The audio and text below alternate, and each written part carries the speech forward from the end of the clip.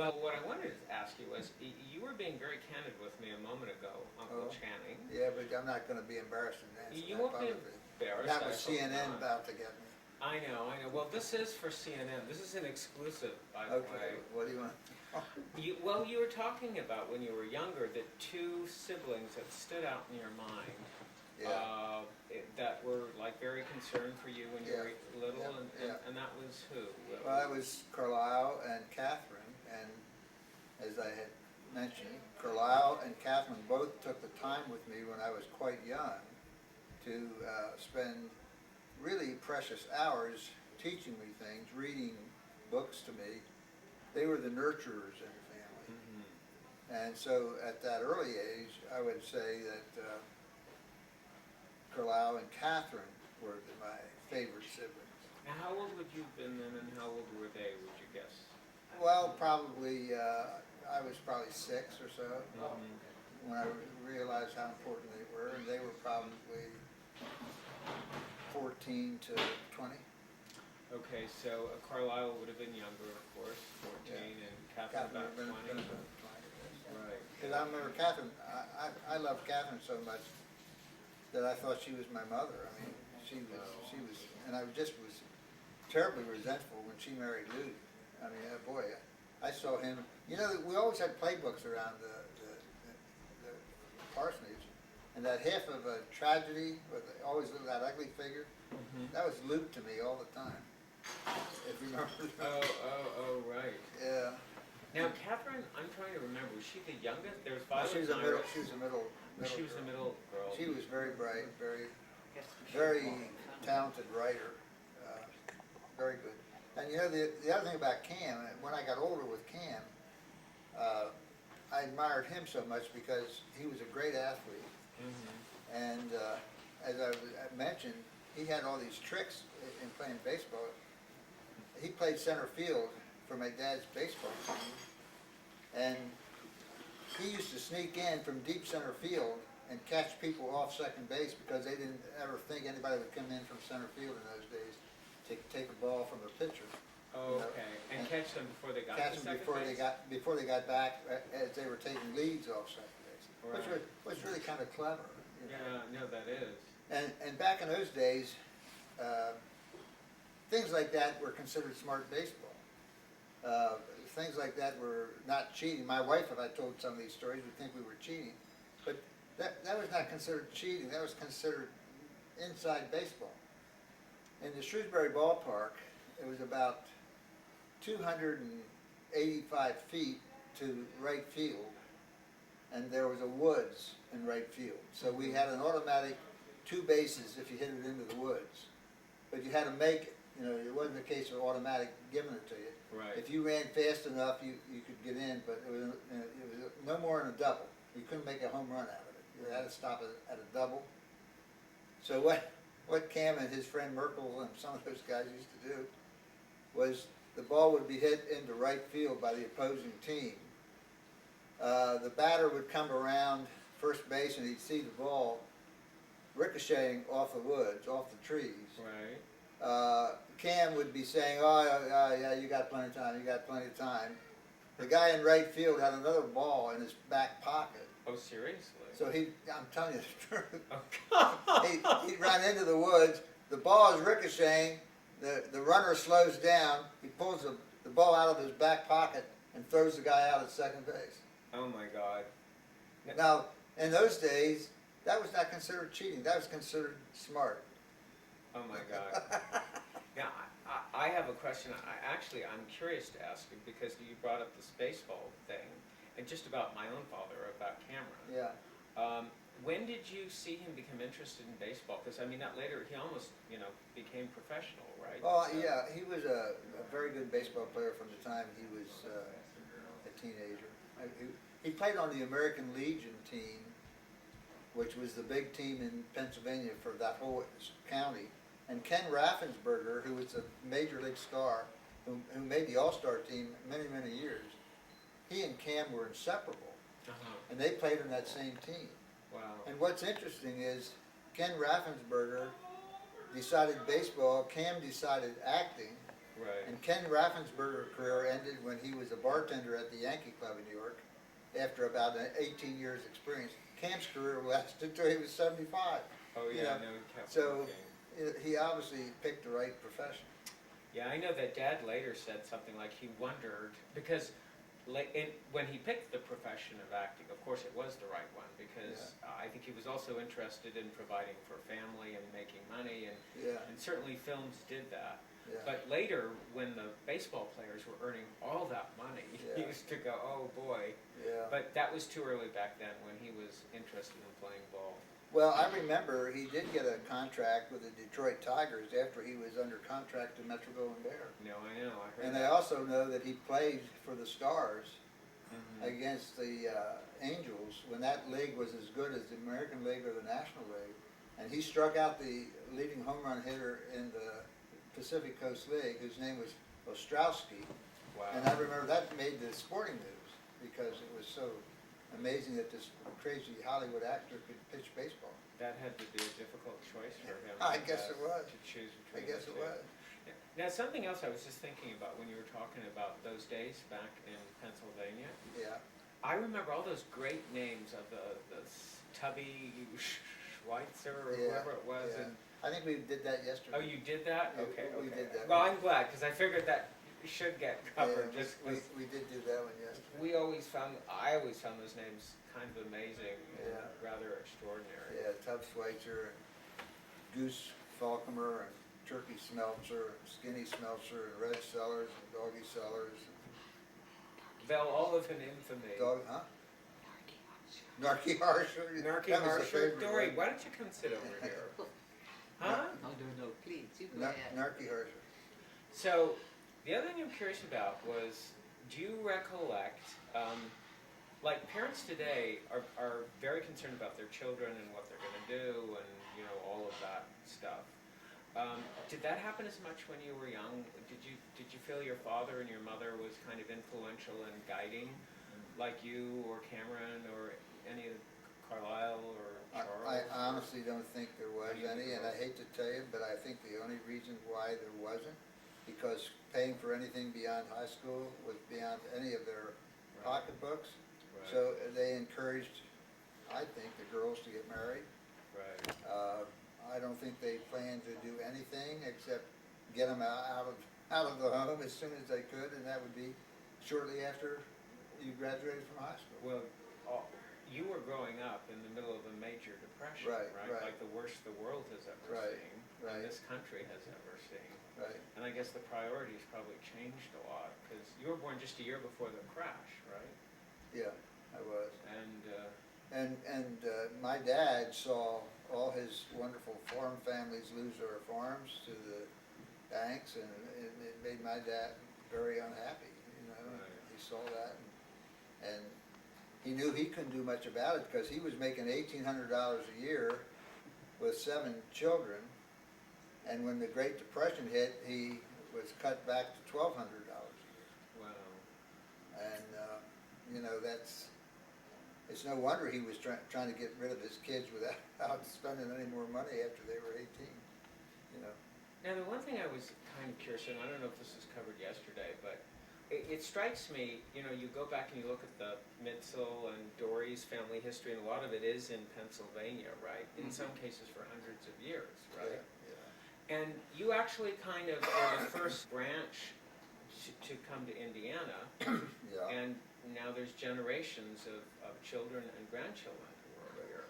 And it Yeah. would appear that obviously that was a very smart move on your part, Jim. Well, I think it was. I think the problem we faced in New York was there was no opportunity, no matter how able you were. York was a community, in my judgment, that the wealthy people were established. They only took care of their own. And people, no matter how bright, like your dad or my brother and sister, Or yourself. they would never get any opportunities. Right. There was nothing ever made available to them. Right.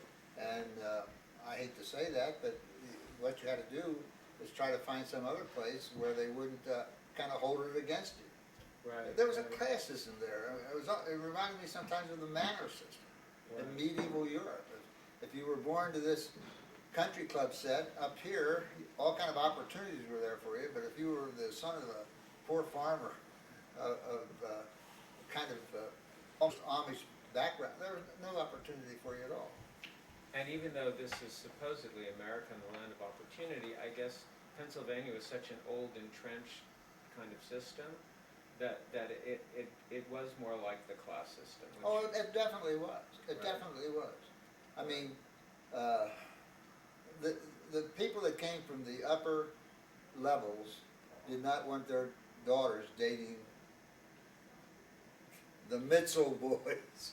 I can remember your dad had a crush on a gal, and he kind of worshipped her, but her parents felt they were too good for the poor minister's kids, so they encouraged her not to see. And yet Wow. I know they had some kind of feeling for each other, because I still write to her, by the way, and she's almost 90. was she still around? Yes, well, she's living in New England, Do you remember her name? Jean. Oh, Jean. Huh. But, so, yeah, I mean, that's the way life was at that time. Right, right, And I think you just had to accept the reality then. right. And most of the people that grew up in that area, they ended up doing these jobs that paid nothing. You know, you were lucky to make 14, 15 bucks a week, Right. you know. And in the meantime, if you were born into the right class, you'd get all the top jobs at the York Corporation or. So that was just. Are a you matter- hearing about this for the first time? So that Yeah, was I am. just a matter of being born into the right circumstances and family. Absolutely. Nobody moved above the class level. Nobody moved above the class level at that stage. Right. If you were born into the right families, and you saw where the right families lived. They lived in the outskirts, they had the big homes, and they ran the corporations, and they took care of each other. Right. But the person that grew up in a little rural town, or the person that lived in the inner street, nobody paid attention to it. Right. And it didn't matter how much ability you had, nobody paid attention.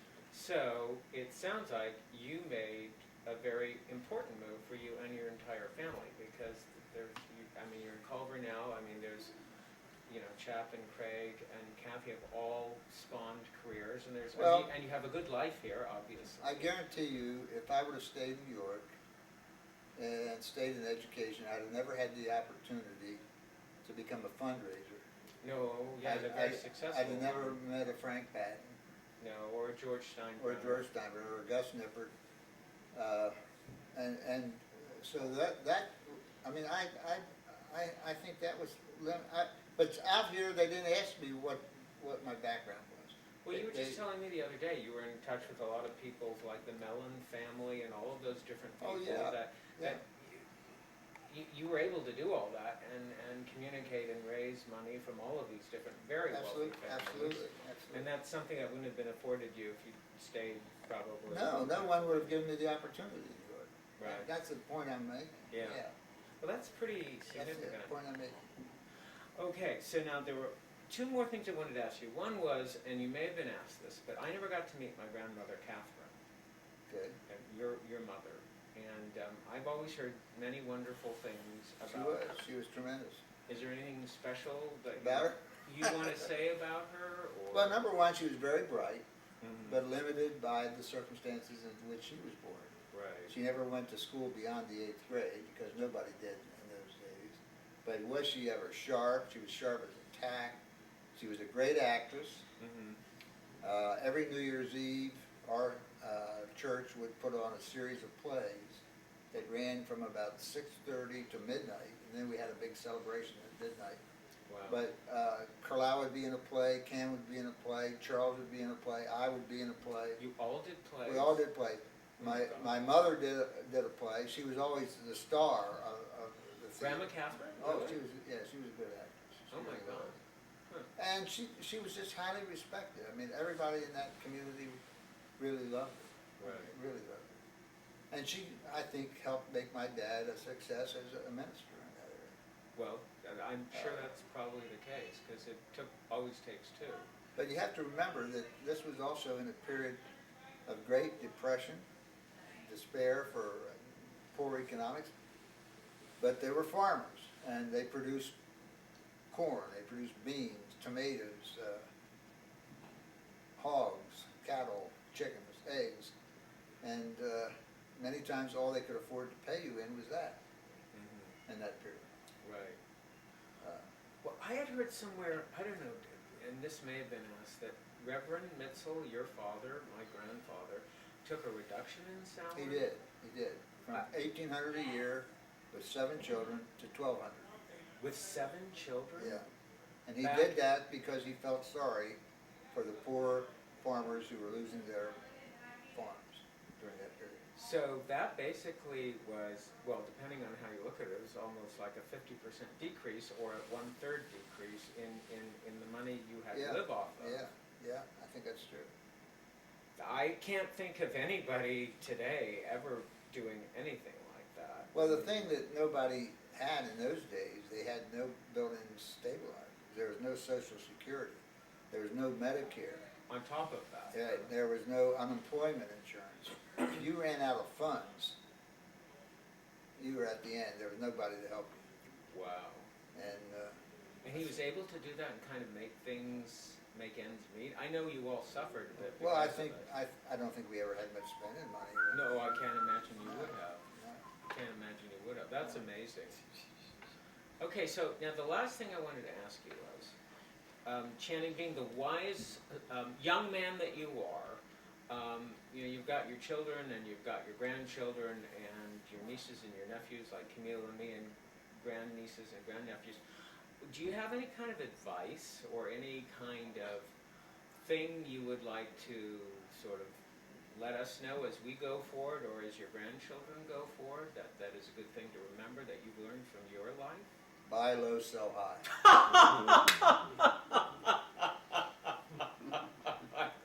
You've learned well, Chan. Yes. Okay, yeah, there are some things I've learned. I always felt that a man should measure his wealth by the things he can do without. Oh, that's. I've always felt that way, and I think anybody who went into an education for his future was rather monastic. You have to be rather monastic. I think the happiest days of my life, when I think about my educational career, was when I came to Culver, and I was so impressed with the quality of the faculty at this school, Mm-hmm. the congeniality that they all shared. Mm-hmm. No women were in the workforce at that time. It was an all-male group. General Spivey knew how to entertain us. We had such respect, for each other. And I mean, we had talent on this faculty. We had the best-selling math textbook author in the country, and still is high on this faculty. We had 6 or 7 authors who all were very well known in the secondary education field on this faculty. We had real talent. Now, how they all got here at Culver, I have no idea. It may have been that they came because times were hard elsewhere. I just don't know. But they were able, they were bright, and they were just great. That's all I can tell you. They were just great. And so I knew I had found a place that I wanted to stay. And then I became very close to a guy who, in my judgment, was the best superintendent this school ever had. His name was John Mars. He's still alive. We still share telephone calls, emails, stories. And I mean, that was very special to me. And Culver was very special. And then I met all these wonderful guys like Gus Nippert. I mean, how do you not respect people like Gus Nippert? Gus Nippert, owner of the Cincinnati Reds, was a major stockholder in Procter & Gamble. Wow. He was the sweetest guy you ever knew. And every time we'd go to see him, we always had to have a slug of gin. And the guy was just so pleasant. I used to joke with him and his wife that that they should adopt me. They had no children. And I said, you may as well adopt me because I'm trying to get your money for Culver, but you may as well just adopt me. And we could make this a lot simpler. And they'd laugh at that. Well, Ralph Manuel, who didn't care for me at all, for some reason, when he got rid of me, with Oh, what I consider an ignominious dismissal. He forgot that I had all those contacts. well, he And- also forgot what you'd done for the school. Well, he didn't care about that. Well, But the thing was, there's no doubt in my mind, had I stayed on the payroll, even to this day, there would have been a lot more money coming from a lot of people than they ever got. And one of them was the Nippert family, because I was really close to them. No one called on the Nipperts after I left. And Mrs. Nippert, who is still alive, last year gave $100 million to Cincinnati Opera. And I can guarantee you, had I been on that staff, some of that would have come to call. some of that 100 million. So they just cut their nose off to spite their face. Wow, I mean, that's a fact. that's pretty crazy. But it's interesting, Channing, that your comment earlier of you can measure your wealth by what you've learned to live without. I think so, yeah. Well, that's pretty significant, I think, for our situation today, because we're now in a situation where, hopefully things improve again, but we may have to go through a period where we learn to, be disciplined about things like that. Well, they said all that's important in life is a loaf of bread, a glass of wine, and a blonde. Okay. I mean, when you really get down to the basics, aren't the basics really the most important thing? They are. I mean, you don't really need a Rolls Royce. No, you don't. There are some people who would think you would need a Rolls Royce Mm-hmm. and couldn't possibly enjoy life without a Rolls Royce. But you can get by even with a Pinto, like your dad used to. Like Dad did for a while, yes, that's true. I mean, the reality, and the thing about the life at Culver, the monastic life at Culver, we had what we needed to give us what we needed. Mm-hmm. We got enough to eat. We occasionally got together for parties where we shared a little wine, sometimes some gin. And we built up tremendous tremendous faculty here. Mm-hmm. But none of them were wealthy, But they were happy, in my judgment. So what I'm hearing from you, which is wonderful to hear from you at this point in time, is that you lived a life in which there doesn't seem to be a lot of regrets. No, there are no regrets. You're very happy with, and it's not like you didn't feel like you had to instead take, you devote a lot of your life's energy to helping Culver and raising funds. Yeah, I did And that. that, from your perspective, is every bit as good as going and, putting $500 million in a bank account by Well, see, Wall that- Street or... I was like your dad in that regard. That didn't mean much to me. Right. It didn't Okay. really mean much to me. Well, What did I gain from it? I didn't gain that much as far as consumer goods are concerned. I have enough to live. But you have great dignity, you have great contentment, a family who adores you, Well, that's you nice. have a great quality life. I think our And lives everyone are, around you seems to as well. I think our lives are. And all we right. leave the money earning to Chap. Well, I like For this generation. I like Chap to make the money if he wants to make it. I don't expect Chap to live the life that I lived. No, well, that's good too. But I know that I was in touch with some great men here at this school, and I dearly loved them, Mhm. and I respected them. And when I first started raising money, I did an awful lot in my heart to help them get more money and more salaries, because that's how important they were to me. That's wonderful. So that's all I can tell you. So, giving is receiving as well, right? Yeah, I think so. I think so. It totally is. It is. Now, John Mars tells me, I've got a letter, he tells me that I was instrumental in almost all of this money, Well, that he remembers how it all got started. well, it sounds like there was nothing there before you came to help them with these programs. Nothing significant. Well, Sounds like you laid the foundation. they couldn't raise $3 million in a campaign in the 60s. They couldn't raise it. I took over in the 70s, we raised $8.2 million. Mhm. A few years later, we did another one, I raised $9.8 million. Mm. A few years later, we did another one, I raised $17 million. A few years later, we did another one, I raised $64 million, 64. which, And that was back in 70s, 80s dollars. yeah. Wow, that was a lot of money. So you gotta, if we were to, That's a big multiple factor. that's a big multiple. Huge multiple factor. And John Mars claims, and I want maybe maybe Jack should hear this. He claims that the money that Frank Batten gave to this school would have not come had I not handed Frank Batten. But that was in a time when, you know, you don't give the staff member that credit, you give it to the trustee. But, It's still that way, isn't it? probably. But anyway, yeah, that was true. Well, all right. Well, Uncle Channing, thank you for giving me this time. I always enjoy our Thanksgivings. I brought a letter to show Camille. Do you want to read the letter that I got? I'd love to, yes, absolutely. I'm going to show it. Do you want me to turn it off, Dad, while you get a letter? Well, he doesn't need to, you don't want that on there. We're on. I haven't read this yet myself. Oh, you had it. Well, I hear it. No, I was reading all the other Here. Oh, go ahead. That's announcing. Jack that Ron. this- Okay. So GranChan, Yeah. Are we still doing that? No, we just put it on. how we're on. cool is the iPod? That's his question. First of all, what do I have? What do I have? iPod. You have an iPod Shuffle. Nano. Nano. I love it. I love it. I don't know what I have, but I love it. I keep thinking you're going to Well, sneak you're something in gonna on come me. Okay. I love it.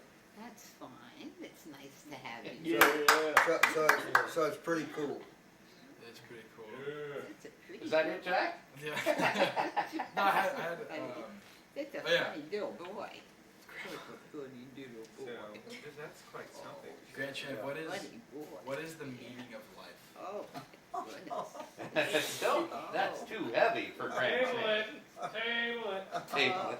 Oh, my goodness sake. table it. A loaf of bread, a glass of wine, and a blonde. What if I can't get any of those things? What was the answer? I said, what if, he said, Jack's worried he's not gonna get A his. loaf of bread, a bottle of wine, and a blonde. That's all you need, Jack. I agree with that. And you know what? I got a loaf of bread, a bottle of wine, and I got a blonde. wow, Dad. And Whoa. incidentally, I do too. And it's true. That's very true. Channing, you seem to be equipped with an answer for every question. That's very good. Doesn't matter what somebody throws at you. What's your, It is. what's your favorite Shakespeare My favorite Shakespeare? Quote. quote? Sonnet. Or sonnet? TB or not TB, consumption be done about it. Well, there's an inside joke. I got Hey, it. did you ever talk about the time that the baseballs went into the outfield? The outfield was woods, and Why guys didn't you tell took the story? What you do? guys took spare Let's balls switch. and came out of the. No, I'm good. I'm really good, please. Guys came with balls in their pockets and went into the woods as the ball was still rattling along. Yeah, Did he you told- talk about that? Yeah, I he did did tell him. Good. All right, I wasn't around for that. If you, GranChan, if you could do your life all over again, what would be one thing that you would do differently? Or, not do differently, but just one thing that you would have liked to have done. That I would have liked to have done. If I could have done it all over. Probably played professional baseball. I would have nailed that. That's what I said. Professional baseball. Yeah, there was a period when professional baseball was. I had a contract offered to me when I was 15. Why didn't you take it? There was no money in baseball back then. Well, the point also was, I was stupid. And I played for this baseball team that said I was really great, and they said if I delayed a few years, I'd get a big bonus. And so it was easy to listen to all the BS and delay it a few years. But what I didn't know was that by the time I was 18 and actually played professional baseball, I had lost a lot of fire in the belly because I liked women. And women and baseball don't go together. And so I was dating a gal that I'd get in about 2:30, 3 o'clock in the morning and have to play baseball with. You got to... But you know, Probably my biggest regret, I but have the Channing, same it's problem. interesting because I was just having a conversation with Kathy yesterday at dinner about how when you are young, sometimes you get certain offers or things that come your way and you don't really appreciate, you don't really know the value of them at the time. yeah, Just because you think that's part of life and all these things keep coming at you or being Yeah. offered to you. yeah, And I think it takes sometimes age and wisdom and experience to look back and look at what those offers may have meant to you, right? Because Yeah. we don't know at certain points always. I don't know. At least that's been my experience. well, you know, there again, baseball was very important to me at 15. At 18, it wasn't so important anymore. And, but I tried it, you know, and Didn't you play for the Pittsburgh Pirates? I had a contract with the Pittsburgh Pirates. I played with York, who had a deal with them at that time. And I had also an offer from the Baltimore Orioles. Orioles? Uh, So you had, because Dad had his Detroit Tigers offer. yeah, I didn't realize you had those other offers as well. yeah, I did. And you had two of them. When I was a teenager, I was a hell of a baseball player. You must have I been. mean, I hit well and I threw well, and but you know, that's not so easy either. I go back. I had a real good arm. That's why they played me at shortstop. I could throw a ball from deep in the hole, just on a clothesline to first base. But the damn manager decided I had a real good arm. I should pitch batting practice all the time Mm. because I had that control, and well, you can't pitch batting practice every day when you're playing baseball and then go out and play shortstop. Okay, so you were a good ball player. Apparently, Dad was a good ball. Cameron. Yeah, he was an excellent ball player. And were there any? Carlisle or Charles? Carlisle was a good ball player. Wow. Carlisle could hit. He was a great hitter, but Carlisle didn't have the stomach for it. Right. Cam and I had the stomach for it. Carlisle didn't have the stomach for it. Okay. So that's interesting. It Yeah. seemed to be pretty common amongst the Mitzel boys. Well, my dad was a great baseball player. Oh, really? Yeah. My dad likes to brag that he was the best ball player in Southern York County in 1900 or something. Wow. 1910. Wow. But whether or not that's true, I don't know. So then, what Must is, be something to it. what is your message for the youth of America?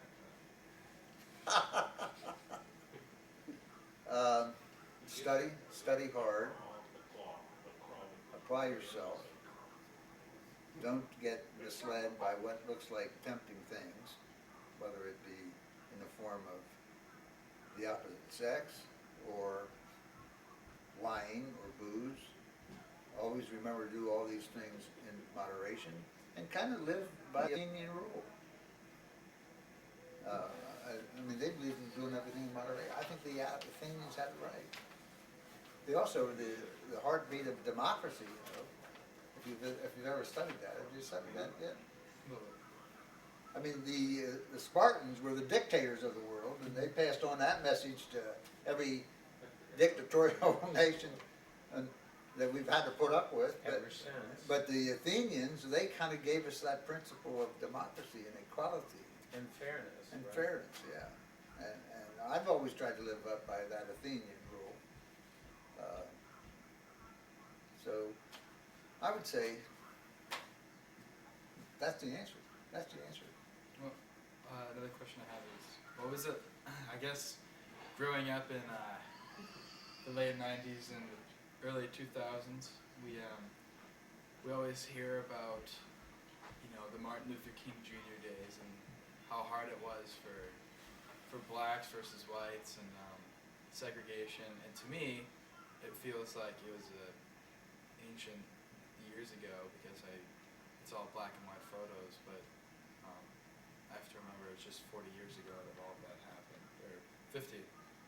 So what was that like living through?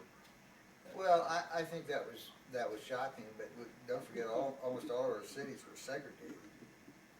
And there were people who claimed that the whole superhighway system that was put in the 50s was designed so that the armed trucks could go in to put down the race riot that was gonna come out of the slums of the blacks.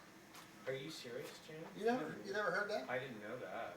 Oh, that was taught by the activists back in those periods. Wow. And take a look how all the cities were developed. No, I know the inner cores were left to Uh, rot, and all the suburbs were the ones where all the But, white middle class went to. I mean, there is a threat, I think, in this country of having a revolution. Everybody thinks that revolutions are over. Revolutions are never over.